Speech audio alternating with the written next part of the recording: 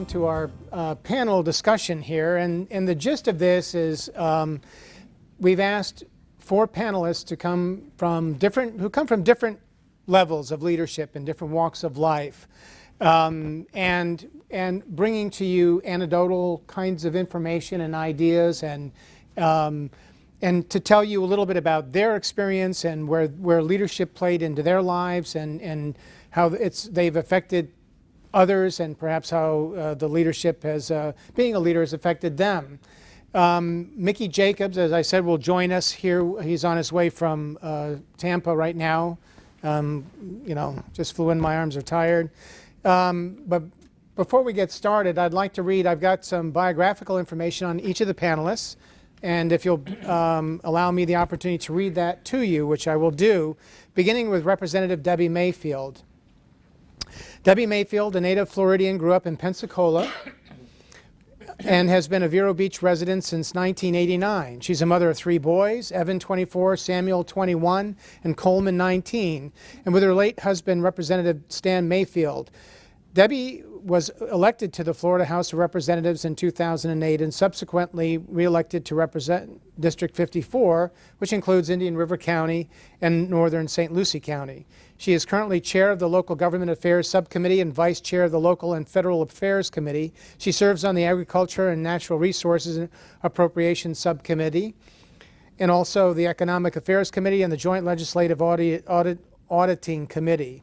Also during the 2010 legislative session, Representative Mayfield was appointed to serve as a House Deputy Whip. We talked about that just with Mr. Ward.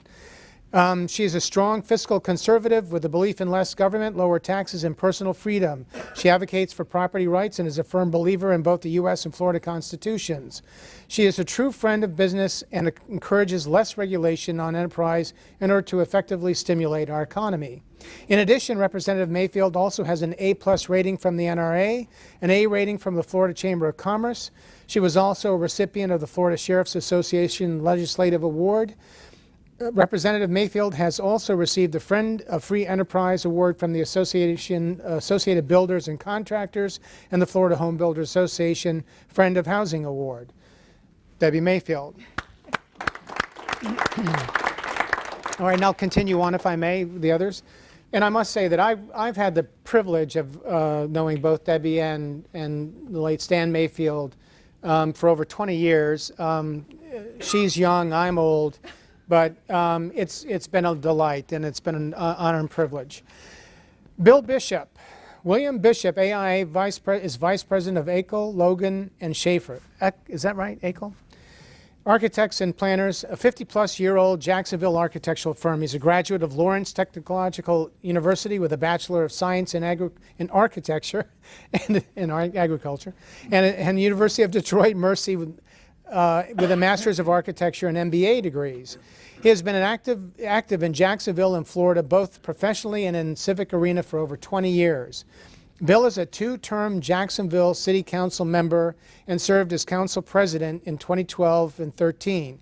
He has served as chair of the Rules Committee in 2011 and 2012 and led the city's redistricting process required by the 2010 census in the latest contentious manner in 20 years. In the least contentious manner in 20 years. That's far more important. He currently serves in the Land Use and Zoning Committee and the Recreation and Community Development Committee. Bill also currently serves with on the North Florida Transportation Planning Organization, chairs the Northeast Florida Regional Transportation Commission, and is a past member of the Northeast Florida Regional Council. He is a former board member of Jacksonville Community Council Incorporated and chaired the JCCI study on affordable housing. He served on the Economic Development Advisory Committee for the Downtown Jacksonville Master Plan, is a past member of the Jacksonville Transportation Authority North-South Corridor Mass Transit Citizens Advisory Committee, and a past board member of Riverside-Avondale Preservation Incorporated.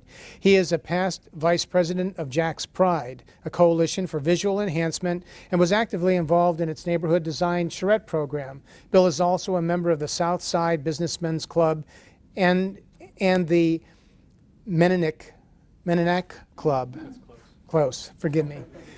Bill has been an active member of the American Institute of Architects, serving at both the chapter and state level. He was the AIA Jacksonville president in 1995 and served as the AIA Florida president in 2003 and 2004 year. In 1997, he received the AIA Jacksonville John Dial Community Service Award and the 2013 AIA Florida Silver Medal. He also serves as a board member of the Mellon C. Greeley AIA Foundation Incorporated, the AIA Jacksonville Education Foundation.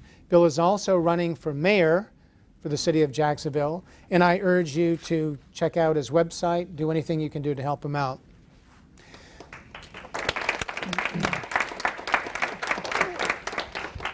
J.J. Scott, AIA, a native of Northwest Florida. J.J. Scott, AIA Lead AP BD plus C, graduated from the Florida A&M University School of Architecture in 2005 with his undergraduate degree, completed his Master of Architecture degree in 2007, became licensed in 2012, and is currently a principal architect at MLD Architects here in Tallahassee.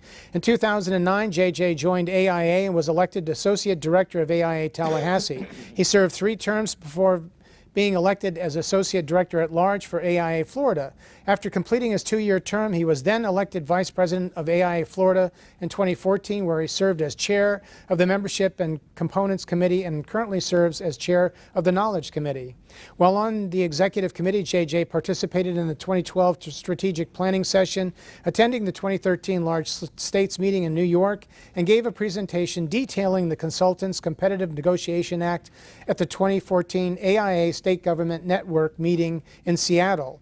He has also served on various AIA committees, including Membership, Professional Development, Convention Committee, Repositioning and Emerging Professionals Task Force, and the Jacobs Leadership Institute. He was key in developing the 2012, 13, and 14 Legislative Day Leave Behind and has served as a mentor for students at Legislative Day. JJ's community involvement includes coaching high school and youth sports teams, serving as president of his Neighborhood Homeowners Association, and being a member of the City of Tallahassee Municipal Code Enforcement Board and serving as the Children's Minister and Facilities Board at his local church. JJ is also a member of the Florida Trust for Historic Preservation and the 2014 class of AIA Citizens Architects. JJ Scott. Sherryl, Muriente Associate, AIA, currently works as an instructor in the School of Urban and Regional Planning at Florida Atlantic University and is a member of the art duet Leisure Bar. Is that close? That is it. All right. It is so very French. Thank you. Her passion for experimental education brings a hands-on approach that she acquired through architectural studio training into other disciplines like urban planning and urban design. Through Leisure Art, she is the visionary and creative director of various art installations where she uses art as a tool to communicate and engage with communities in collaborative design work. Her passion for generating local awareness of our profession through small-scale urban intervention projects generates a new sense of participatory activities in the city. As a mediator between people and cities, her inspiration derives from the years she collaborated with both Casagrande and Rintala architectural firm and C-Lab from Finland. Through this practice, she worked in large architectural installation work as well as participating in as an art performer in various urban settings in Puerto Rico, Taiwan, and Italy. Today, her work and research concentrates on the notion of urban acupuncture and the use of grounded theory as a method to find contextually appropriate design solutions that revitalizes cities. Sherryl graduated from FAU's Master of Regional Planning program in 2009, for which she received the Excellence in Planning Fellowship Award. Prior to the master's degree, she also graduated in 2007 with a professional bachelor's degree in architecture from FAU. Sherryl has been involved in the AIA Palm Beach chapter as a chapter director in 2013. During her term, she was awarded the AIA Palm Beach Educator of the Year. She will be serving in 2014 as a state director for AIA Palm Beach, as well as regional associate director for the Florida Caribbean region. Sherryl is currently preparing to take her architect registration examination. Sherryl.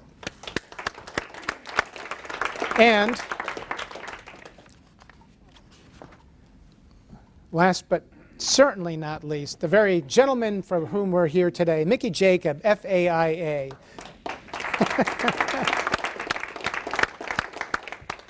A founding principal with Urban Studio Architects, has been practicing architecture in Tampa, Florida for 32 years. During that time, he has worked on many successful projects across a variety of project types, focusing on interior architecture, concept planning, office building design, consultation, and hospitality building design. Mickey's commitment to leadership in the profession has been the driving force behind his extensive AIA participation. Following his term as president of AIA Florida in 2004-2005, he served as the 2007-2009 AIA Florida Caribbean Regional Director on the AIA National Board of Directors, and was then elected AIA Vice President 2009-2011. That's national. Mickey was subsequently elected to serve as the 2013 AIA President, only the second person from Florida to hold that office in the 157-year history of the AIA. Mickey Jacob. All right, now what we wanted to do was afford Mickey just an opportunity to say a few words, if you'd like, Mickey, and then what we'll do is we'll get into our panel discussion, and we'll just, we can draw straws. We'll start with Representative Mayfield, and then with Sherryl, and then we'll do the boys next, if that's all right. Forgive me for I'm old-fashioned that way, and so. But Mickey. Thanks, Peter, and thank you, everyone. And it's great to be here in the panel, Representative in particular. Thanks for taking the time to join us today. It's great to be here. My apologies for being a little late, courtesy of an accident to close down I-75 North around Dade City for a couple hours, but managed to get here. So, wow, this is really terrific, and I can't tell you how proud I am and thrilled I am that you all are here participating in kind of this inaugural startup of the Jacob Leadership Institute. This is something that I think is critically important in moving our profession forward from a leadership standpoint within the profession, within business, within the community, and within politics. Because as we all know, politics drives whatever we do every day in our lives.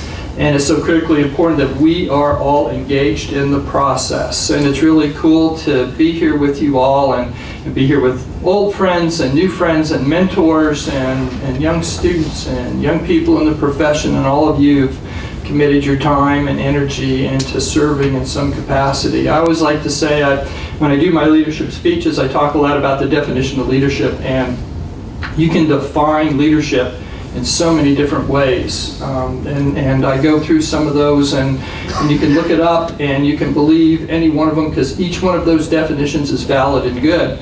But I like to take one that I believe for me has worked, and that definition of leadership is just do it.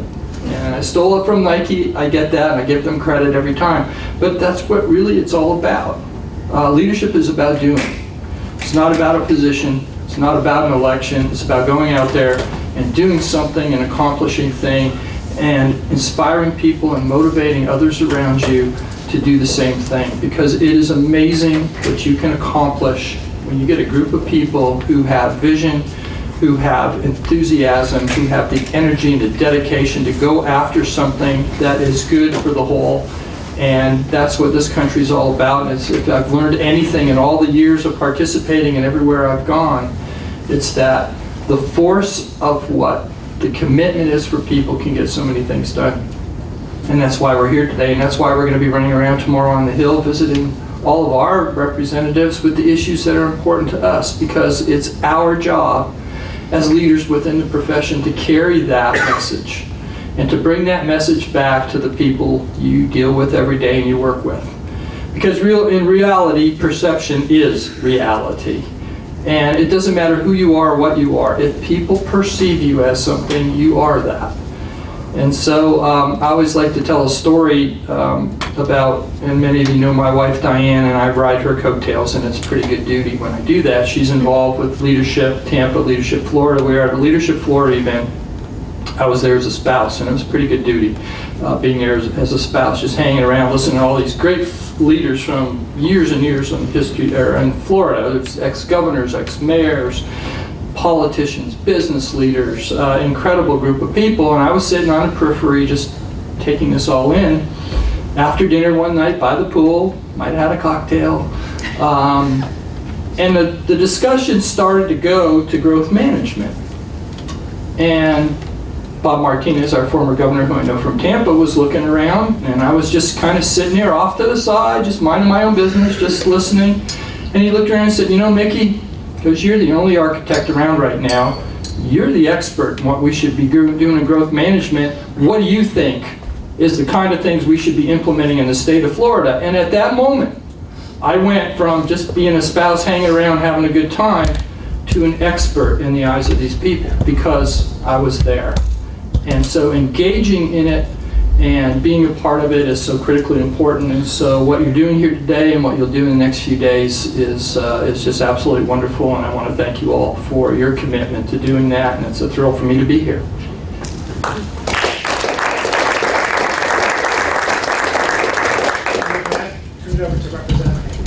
Thank you, Peter, and thank you for inviting me to be part of this panel. And that is so true about leadership and being an expert in your field, because you know, if bills come up that have to do with architectural issues, the first person I'm going to call is Peter Jones and find out, okay, what does this do to you?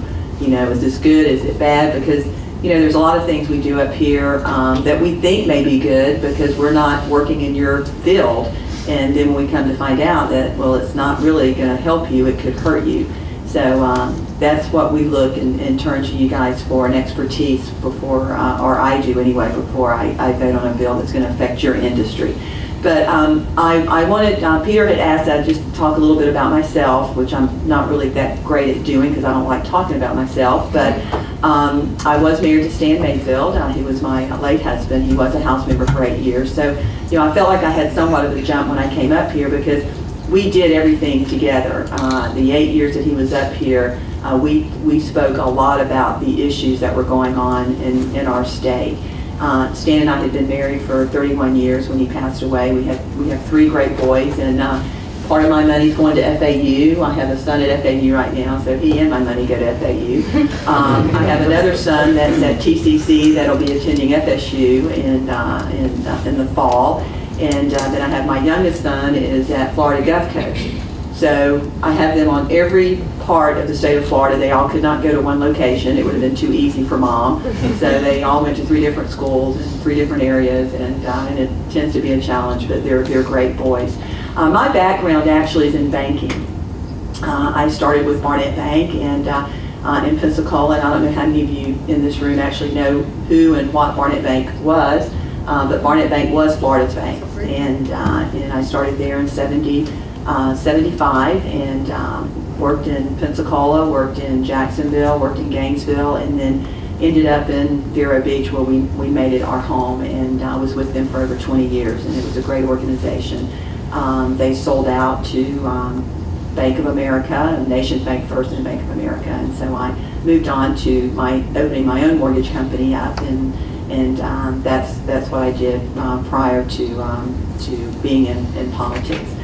You know, being in the mortgage area, we help people, and that's what I like to do. You know, I look at my position as an elected official more of being the person that can help my constituents between what the government may or may not be doing to you and what they should be doing. We get calls all the time about issues on permitting or child support or unemployment, and that's kind of what I view myself as a person of help. People think being in politics, and I'm sure Mr. Bishop can relate to this, is all glamour, and it's really not. I mean, it is a lot of hard work, and you know, you have very few friends up here in this process.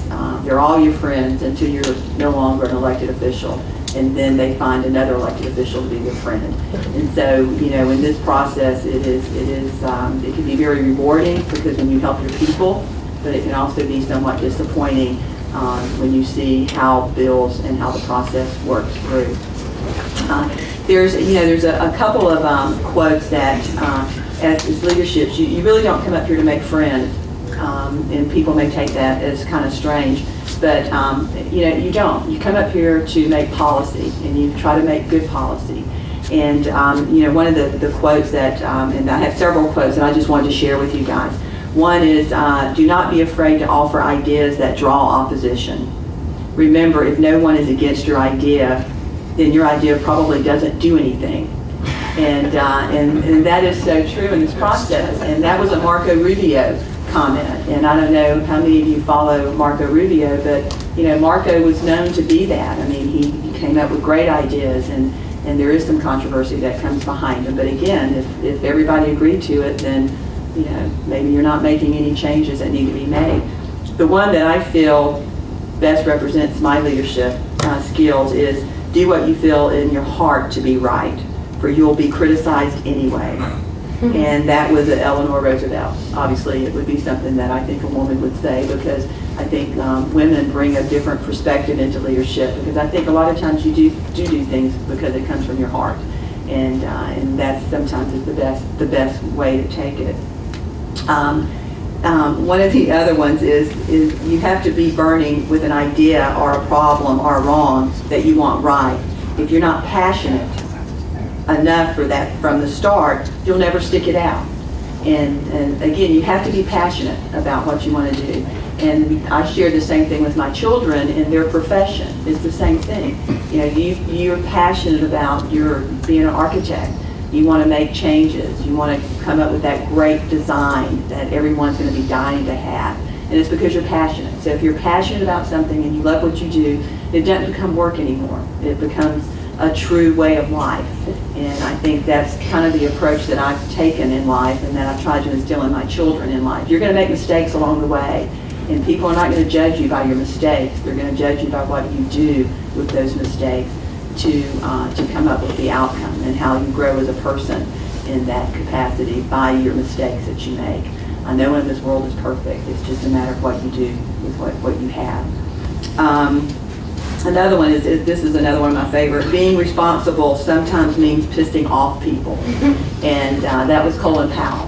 And that is something that happens a lot in this process. You're going to make somebody mad, and you just can't take it personal. And that is sometimes hard to do, especially if it comes from your heart. But you can't take things personal at all, but you are going to piss people off along the way. And one of my favorite ones, and this is really, I think, true sign of leadership, and this was something my husband, I thought, always did, and it was surround yourself with great people, delegate authority, and then get out of the way and let them do it. And that was Ronald Reagan, and I think he was a master at doing that. So that's kind of what I wanted to share with you in leadership, and I'm hoping at the end that we'll be able to have questions and an answer process, and I'll be happy to answer any questions that you may have about the process up here in the legislative. Great, thank you so much, Debbie. And that's exactly what I'd like to do, is we'll go through each speaker, and then definitely going to look for some involvement from you all to ask questions of each of our speakers. Hi everyone. So I'll tell you a little bit about how I ended up doing what I'm doing, because it's quite different, I think. For many years I worked under someone. I was an intern. I would learn from them. And I got married to an artist. And I stopped doing those artworks, and I settled down and came to Florida, finished school, went the mainstream way, did my IDP and all of that. And something was burning inside because these projects that I did with the Finnish architects were not, I guess, projects that it's not about building a building, but more about building a process with the people that would be involved in a neighborhood or in a city that we were in. So I took that to heart, even when I was trying to practice architecture in a mainstream way. But there was that itch. And my husband encouraged me, why don't you just start doing it as a hobby again? Why don't you go out and do your little performance pieces out in the street and do some street art? I mean, who knows what will happen? So the little tiny projects started gaining momentum and getting bigger. Because I wasn't doing art just like for the sake of doing art for myself, but all the art pieces come from meetings that I do with the neighborhood, and I kind of just ask them, what do you want? what would be a place you don't like in your city and what would you do with it? So let's envision it together and let's just test it out. That started hitting a lot of buttons with the city municipality and the different mayors and different cities we've worked with because we didn't ask permission. We would just go ahead and do it. And so I started in that kind of anarchistic way. But what I learned is with time, it made sense to start making it a thing that could be approved, a thing that could be permitted so that it can become more permanent. I did a career shift and went into teaching. I also found a lot of freedom there because I feel that there is a potential for these students to be leaders in the future. And if they can, with me, work on these projects as well, we can change the city in a soft manner through the people that live in it. So my research is really based on that. My teaching is also based on that urban acupuncture. That's what we call it. And we think, change is slow. I've learned to also be more relaxed about that. But it's really interesting to have, I would say, transition from being not the driver of the car at the beginning, learning from the other leaders and taking the best that they did, taking that to heart, and always ask yourself, what is it that you're passionate about? For example, when I start my projects, I'll drive to a city and just look, and you can start seeing things that shouldn't be there or things that need some help. Once you identify that thing that moves you, then don't do it by yourself. The second recommendation I always say is you go out there and ask others, also what would you change, and let's do it together. At first, people think that they don't have the power to change anything. There's a lot of that going on, and you have to persevere and tell them that is not true, because the reality is that each individual, each one of you as a citizen can make a lot of differences. You live in that city. It's basically you own a piece of that city by living in it and doing things with it. So once the groups start realizing that that's possible, usually when we do these projects, we step out of the way and hope for it to continue on its own. I'll speak of one example in West Palm Beach. We were walking around the place. Clematis Street has a great streetscape. Downtown is booming, but nobody's done anything about the alleyways. So we did a citizen walking tour through the alleyways so they would realize, with the business owners and people that live there, realize some of the issues with infrastructure. We couldn't fix them. We didn't have the power to do that. But we paid a crew to power wash the place. And we did a whole day event of what the citizens wished that alleyway could be.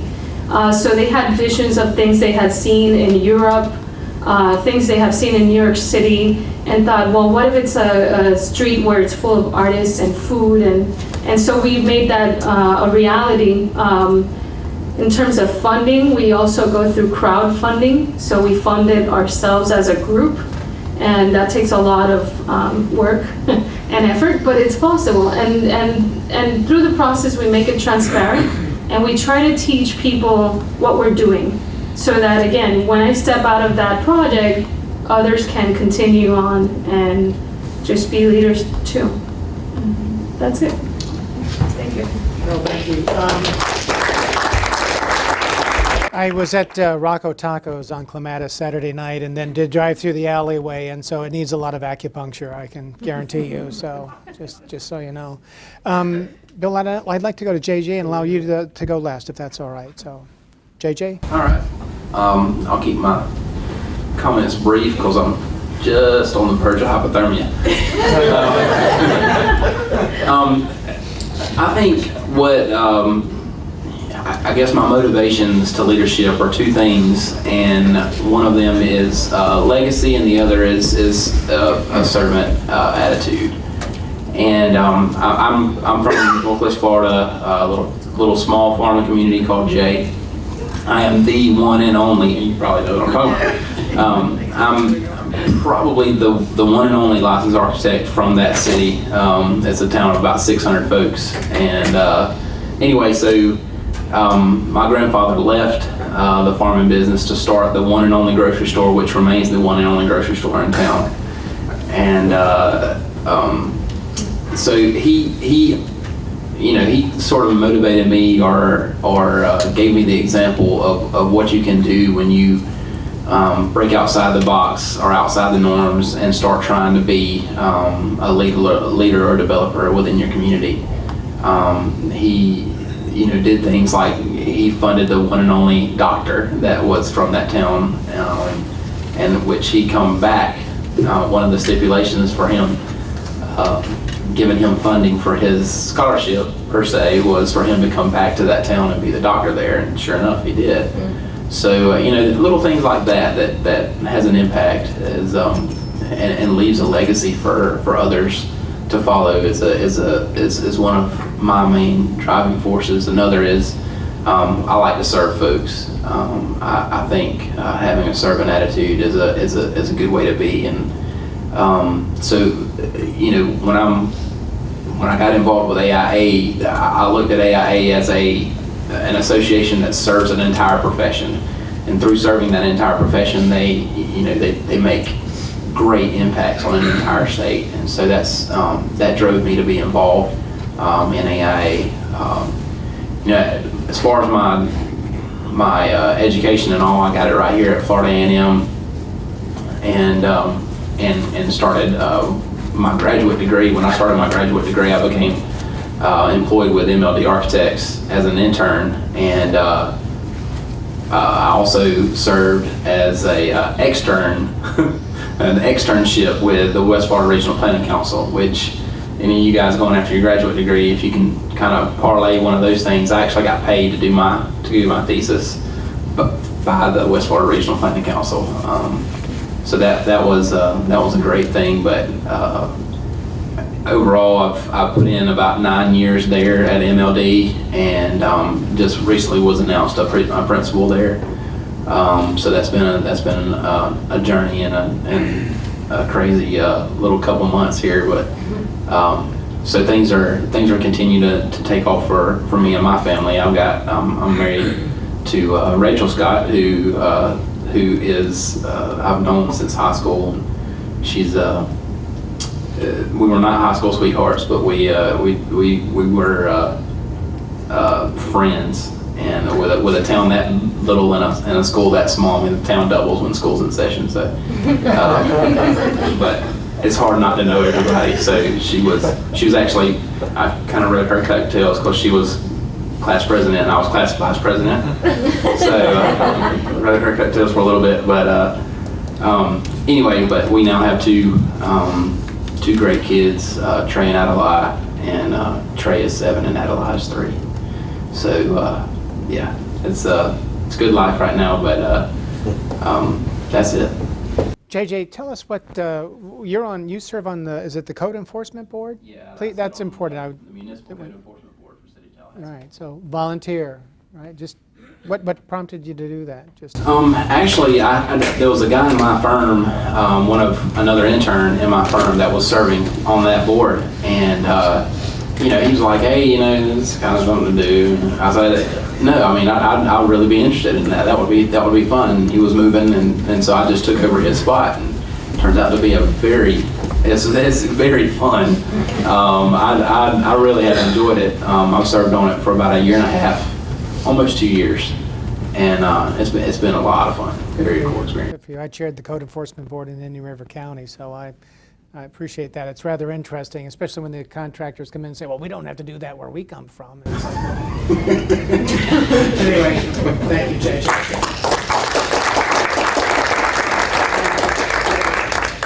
Well, first, JJ, you had my hats off to you on the Code Enforcement Board. That is a thankless job, and I don't envy you one little bit. Thanks for having me here today, Peter. This is a fantastic institute, fantastic program. I guess I'll add a little bit of a twist to my little talk, that I think one of the things that we learn at some point in life is that everything we do is not just by our own actions ourselves. Or a lot of other people have a lot to say, a lot of influence on how we do what we do. And I would say that how I ended up doing what I'm doing is probably directly related to the actions of one person and indirectly to somebody else. Way back in the day, I don't remember whether it was 1989 or 90 now, Ted Pappas, the other AI national president from the state of Florida, his office was next to ours. And he was involved in this organization called Jack's Pride, a Coalition for Visual Enhancement, which was an organization that Peter mentioned that I was a past board member of. The purpose of which was to advocate for good design and good, good community planning and basically city beautification. And it was making a big push at that time to improve a lot of things in Jacksonville. And Ted came over to the office one day and says, "You need to get involved in this, and I want you to be on the board." And so I said, "Okay, that sounds good. That sounds cool. I'd heard about it before, and I liked the mission and all of that." So I got involved in that. And one thing leads to another, and you start getting involved in different things, and you start finding out how things are going on, and you realize that you advocate for different things, and if they're well-intentioned and they mean something, well, you do it long enough, and eventually people start listening to you. And we had this program about community design charrettes, where it was basically an education program, where we would take this program into different neighborhoods to help them understand the potential of their neighborhoods. Anybody that's involved in municipal government, especially architecture, all familiar with zoning variances and land use changes and all that kind of stuff. And oftentimes they're very controversial, and they're not always, well received. And you got this big nasty developer that wants to come in and bulldoze your forest that you thought was going to be pristine forever, and then they're going to put up a bunch of track houses, and by golly, I don't want that in my backyard. Never mind the fact that that land has been zoned for that forever, and there's all sorts of reasons why it's going to happen. And unfortunately, because you don't understand, or as a community don't understand the potential of what can happen, you don't really necessarily know how to advocate for your neighborhood very well. So this program was to help people understand what they could do, what the potentials of their neighborhood were, so that they could advocate for good planning decisions. One could argue whether it was successful or not as a program, but it was very educational. I learned a lot from it. I also learned a lot about how the process worked. And so that was very valuable. And that led to other things, getting involved in various different aspects around the community and other organizations. And all that while I was involved in AIA as well, because of my professional association. I grew up in the day when you go to school, the first thing you do, you get out of school, you join AIA. I mean, that's just the way it was, okay? And so I did that, and I worked through all of that system and got involved in that and started meeting people and learning and doing various stuff, and rose to the point of being AI Florida president, which was a great ride. And I'll tell you what, it was a blast, and I would suggest a lot of work, but it's well worth the time and effort, because you just learn so much. You meet so many people, you do so many things that you would never ever come in contact with if you didn't get involved. Well, all of that ride ran through, and I did all of that, and that led to the indirect action of a person that got me to do what I do. And I lay that on Henry Woodruff's lap, because he beat me for AI board position. And I'm thinking, all right, now what do I do? Do I want to do it again? Because I'd run the prior year, Mike Rodriguez beat me, and then Henry beat me, and then I'm looking at who's coming up next. Well, Mickey's coming up next, and by this time I can count votes, right? Okay, I know where this is going to go. So I'm thinking, I got to do something different, because you do this stuff long enough and you become an information junkie. You like to learn things. I mean, architects like to learn stuff. I like to be involved in things. I like to learn stuff. I like to make a difference. So what am I going to do? All right? And this is where timing comes into it. A lot of times when you get into politics, timing is everything. And being in politics or being in civic leadership at a local level, a lot of it is very much like what architects do. Okay? Because a lot of what happens at the local level has a direct impact on the physical building of your community. And that's what we do. We build things.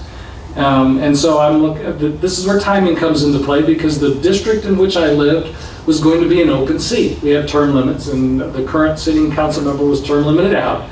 And I'm looking and see who's running and all that, and it looked like it was really a wide open field. And I mean, I've been doing this stuff long enough. I know how this thing works. I think I'm going to give this a shot. Because at the end of the day, it really comes down to, do you believe you can do the job? And I said, yes, I could. Because I knew most of the people that were on the city council, they're all great, wonderful people. Not a single one of them knew anything about urban planning. And I thought, this is an opportunity to make a real difference. And so I ran and I won. And that's how I got here. And so that has been a fascinating experience. I believe I have had some influence on how the city of Jacksonville is run and how it's developed the way it has. When you have a council of 19 and a strong mayor, you don't really have a lot of direct impact, but when you preach good works long enough, eventually some of it does sink in. And this is not a sprint, this is a marathon. And that's how it works. And one of the other things you learn when you get into this sort of stuff is you realize that there is not necessarily one right answer. You may believe that you know the right thing, and you probably do. But so does the person you're trying to convince. They're just as right in their mind. And so it becomes coalition building. And that's where it becomes a lot like architecture, because architecture today is not just the Howard work, one guy building the master structure. We are leaders of teams. We are a leader of a team of people that have different skills and different expertise, all to come together to build a common vision. In a lot of ways, that's what makes local politics, and you not have much experience at the state level, but local politics a lot like architecture, because you are, in a sense, directly impacting the physical form of what you build. And that's the one reason why I would hope everybody gets involved that's in architecture school, architecture students, at whatever level you're comfortable with. Get involved in your community, because you can and you do have a direct impact on the place where you live. And that's my words of wisdom for the day.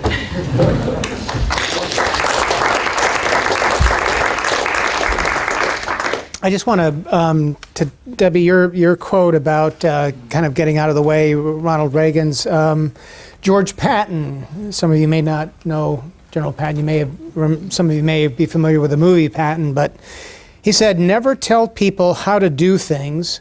Tell them what to do, and they will surprise you with their ingenuity."